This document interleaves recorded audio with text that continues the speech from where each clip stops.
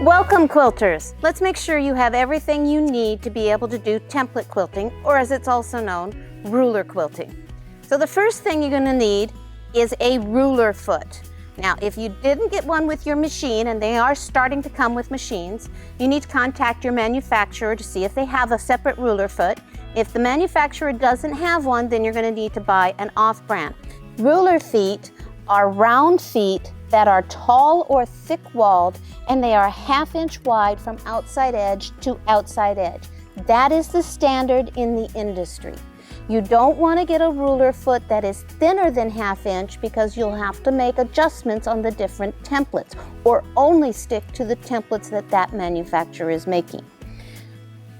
All three of these 2 feet are manufacturer's feet for their specific machines.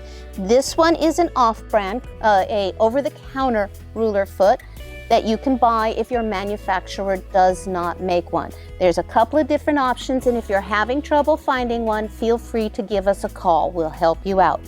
But please note how they're all 1/2 inch, outside edge to outside edge, and they're tall and thick-walled so that they can't slide underneath the template. You do not want a thin one that could get underneath the template like that. You can see the danger right there. The second thing you're going to want to take a look at is having a large surface. You don't want to try and do this just on your free arm, and you want to make sure that it is a flat surface. So some of the tables that come with your machines, they've got a bit of a curve to them, and you don't want to try and hold a template on a curved table. You want a flat table. If you've already put your machine into a sewing cabinet, you're good to go.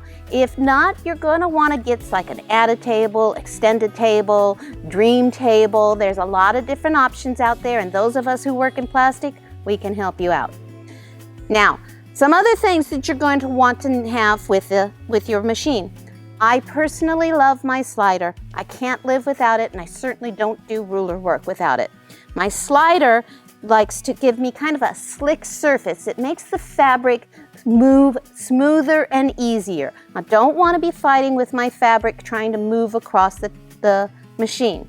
After you've got your slider, then you're going to want to look at, some people like to use gloves. Now, I'm not as fond of gloves. I use them on a couple of my tools that are rather small, but otherwise I'm not real fond of them because my hands get hot. But some people swear by them. There's a lot of different options out there, so you find what works best for you.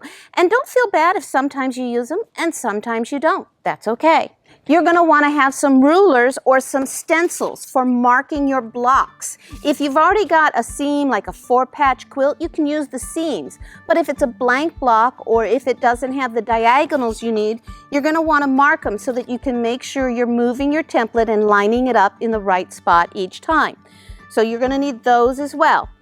If your templates do not come with a grippy already on the back or a non-skid, you may want to get grip dots or this little item called Grippy.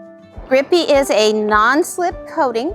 It will spray onto your templates, and it is a clear spray that goes on, and it doesn't hamper with my visual ability to see everything. I absolutely love it. It helps my templates grab onto the fabric. The slider lets the fabric slide across my machine. You want to make sure that your template and your fabric are moving together. Now, there's one more thing that in this case we are going to need. Painter's tape. It's lovely. We're going to work with the inside collection today, and for that you often have pieces that come apart. And when you're moving them around, you want painter's tape to hold them together. Now, you could use masking tape, true, but masking tape, if you leave it on too long, likes to leave a residue, and painter's tape doesn't. Now, I like the blue stuff the best. There's a green out there and a purple out there. The purple I didn't like at all because it's an easy release, and it actually released way too easy for me. The green is okay as well. So find what works best for you.